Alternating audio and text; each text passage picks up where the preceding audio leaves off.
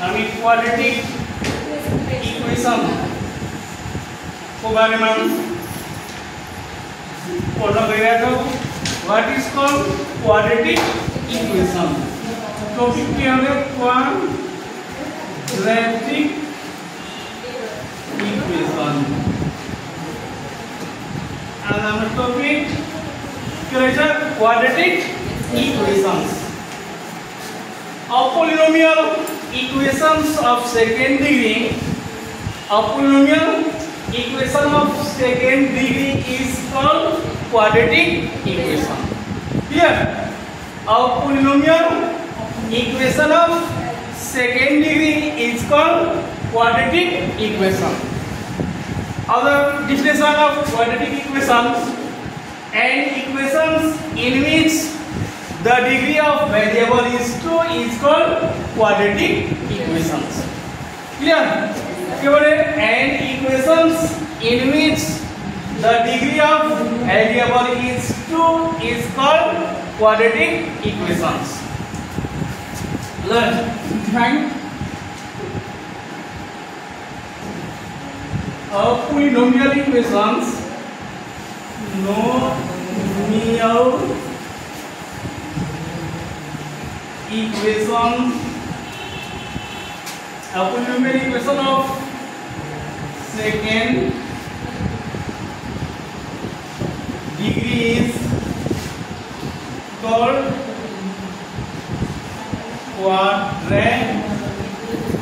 quadratic equation. A polynomial equation of second degree is called quadratic equation. A standard form of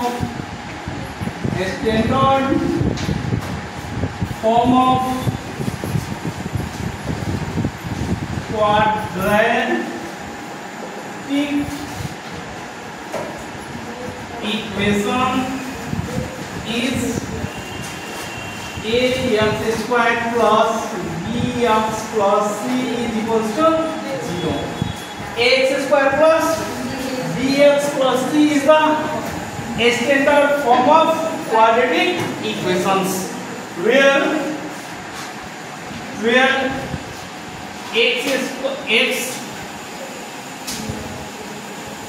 squared is not, a is not equal to 0. In which conditions a standard form of a quadratic equations is said to be effective equations. It is also known as pure quadratic equations. Example question: in which of the following is the pure quadratic equations? Otherwise, pure quadratic equations: ax squared plus bx plus c is equals to 0 is the pure quadratic equations. Yeah, complete quadratic equation. A standard form of quadratic equation. Clear? A standard form of quadratic equation is ax squared plus bx plus c is equals to 0. About how many roots of quadratic equations? How many roots of quadratic equations? There are 2 roots. Only 2 roots of a quadratic equations. Quadratic equation ले जहिले पनि दुईटा value दिन्छ, त्यो roots चाहिँ के हुन्छ त? Alpha if alpha and beta be the roots of quadratic equation. Alpha and beta be the roots of quadratic equations.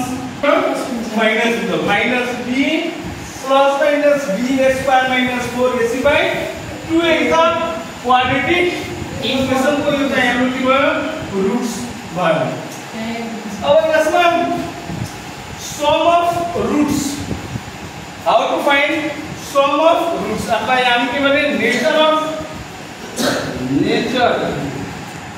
of quadratic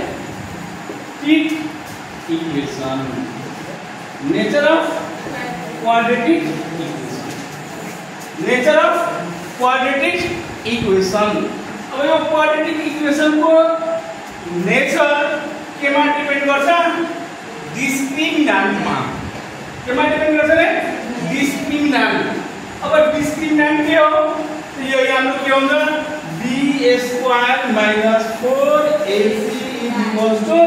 0। यसलाई हामी बुझ्नु भने b² - 4ac लाई हामी के भने डिस्क्रिमिनान्ट अफ quadratic equation. के रे? b² - 4ac लाई हामी के भन्ने? डिस्क्रिमिनान्ट अफ quadratic equation. अब के ध्यान दिने कि nature of quadratic equations depends upon its discriminant. quadratic equation को रूट को नेचर केमा डिपेन्ड गर्छ? केमा डिपेन्ड गर्छ? डिस्क्रिमिनान्ट मा। अनि डिस्क्रिमिनान्ट भनेको b² - 4ac मा। केमा डिपेन्ड गर्छ? b² - 4ac मा। अब यसको नेचर क्वाड्रेटिक इक्वेसन को नेचर रूट को नेचर रियल पनि हुन्छ, रेशनल पनि हुन्छ, इमेजिनरी पनि हुन्छ, इक्वल पनि हुन्छ। कुन केसमा रियल हुन्छ, कुन केसमा इमेजिनरी हुन्छ र कुन केसमा रेशनल हुन्छ, इक्वल हुन्छ। यो आफ्नो तीनवटा केस हो। एउटा चाहिँ फर्स्ट केस के छ? b² - 4ac is greater than 0। यदि यो डिस्क्रिमिनान्ट को भ्यालु b² - 4ac को मान निकाल्ने, जुन मान 0 भन्दा ठुलो भयो भने त्यो क्वाड्रेटिक इक्वेसन को रूट चाहिँ के हुन्छ? रियल रेशनल हुन्छ। रियल रेशनल हुन्छ। In which conditions, in which of the following conditions satisfy the real and rational roots? अब ऑप्शन में यस्तो हुन्छ b² - 4ac is greater than 0। एउटा ऑप्शन चाहिँ के हुन्छ? b² - 4ac is less than 0। b² - 4ac is equals to यो तीनवटा चाहिँ के हो? नेचर अफ क्वाड्रेटिक इक्वेसन को कंडीशन छ। यो कुन कंडीशन के को लागि? रियल र रेशनल। रियल है रेशनल भ्यालु को लागि b² - 4ac is greater than 0। b² - 4ac is less than 0 छ भने यो कुन रुट को? इमेजिनरी। इमेजिनरी यो रियल एन्ड